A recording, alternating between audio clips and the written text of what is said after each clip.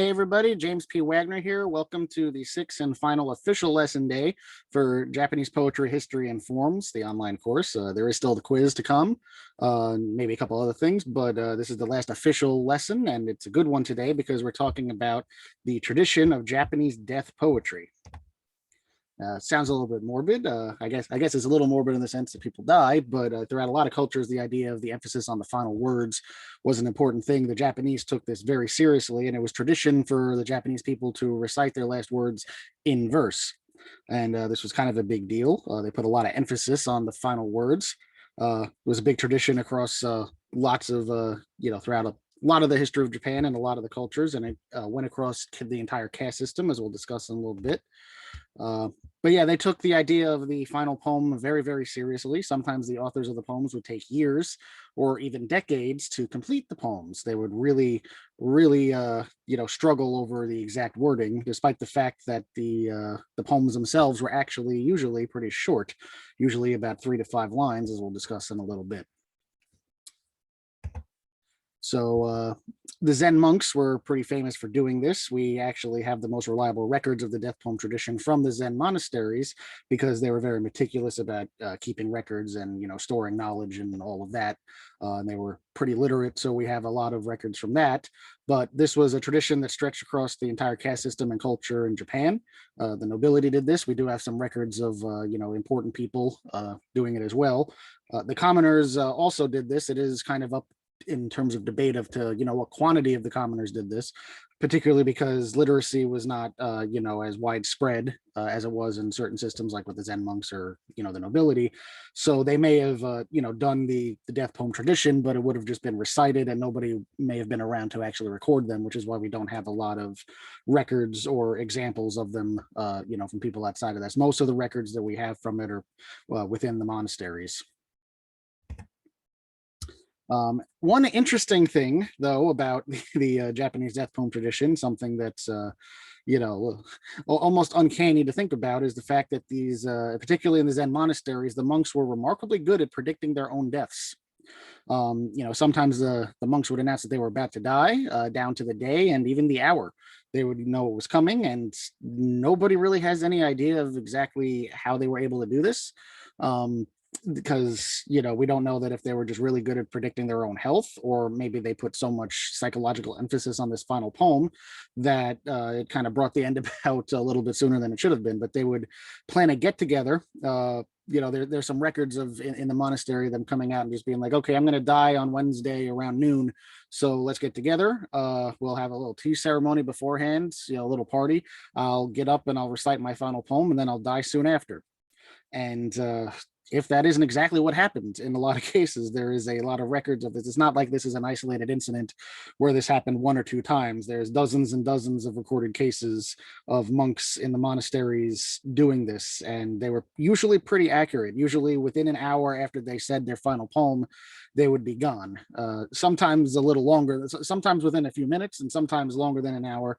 Must have been really embarrassing for the ones who were there for a couple of days afterwards, because that happened too. But pretty much they were on point. And again, we really have no idea exactly what was the cause of it being so accurate, but this is definitely an interesting phenomenon that recurred over and over in Japanese culture. So the structure of a death poem, it's not a form like many of the forms that we talked about throughout this course. So it doesn't really have a strict structure. Some of the poems are incredibly serious. Some of them are pretty comedic. Most of them are short, usually about 3 to 5 lines long, sometimes 6 or 7, sometimes even shorter than 3. Some of them are much longer, but the majority of poems that we've come across in studying this have been pretty short. And a lot of it really just depends on the poet who wrote it. Everybody was different, and so what they wanted their final poem to be was different depending on the person. So we have a few examples of some of the death poems here. 30 years and more, I worked to nullify myself. Now I leap the leap of death. The ground churns, the skies spin round. That was by Rankei Doryu, who died sometime in 1278 AD. And one of the things about these records is sometimes we know the exact day the person died, sometimes we know the month they died, sometimes we just know the year, and sometimes we don't have any info at all. It all depends on how good the records actually were.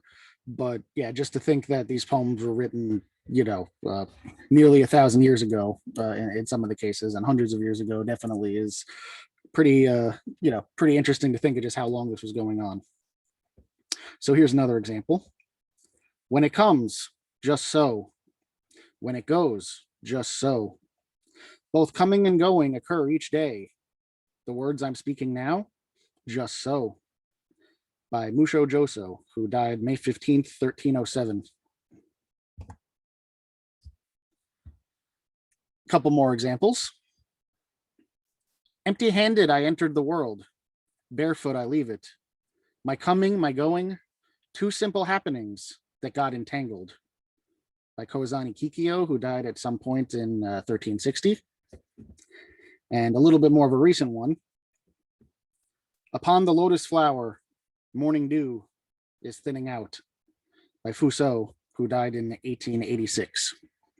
So as you can see, they were doing this up until, just a little more than 100 years ago. And there are some that are actually more recent than that. So the tradition may not be as prominent as it once was, but it still does actually occur. And here's one more example, just to show this wasn't all Zen monks who were doing this. You may have heard of this person.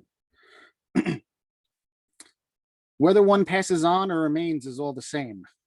That you can take no one with you is the only difference. Ah, how pleasant, two awakenings in one sleep. This dream of a fleeing world, the roseate hues of early dawn. By Tokugawa Ieyasu, who, if you know about Japanese history, you may know the Tokugawa shogunate, the unification of Japan. So yeah, basically, warlord, shogun, also did the death poem. So there's a lot of very good examples about this throughout Japanese history. Would encourage you to take a look at some more. And yeah, just a very interesting phenomenon in how powerful the poem was and how seriously they took it. So yeah, that's pretty much all we have today as far as the Japanese death poem is concerned. This was the sixth and the final official lesson of the Japanese Poetry History and Forms course. There will be a quiz following for you to take a look at. Hopefully you found some value in the course today and found something interesting, and we'll see you for the quiz. Take care.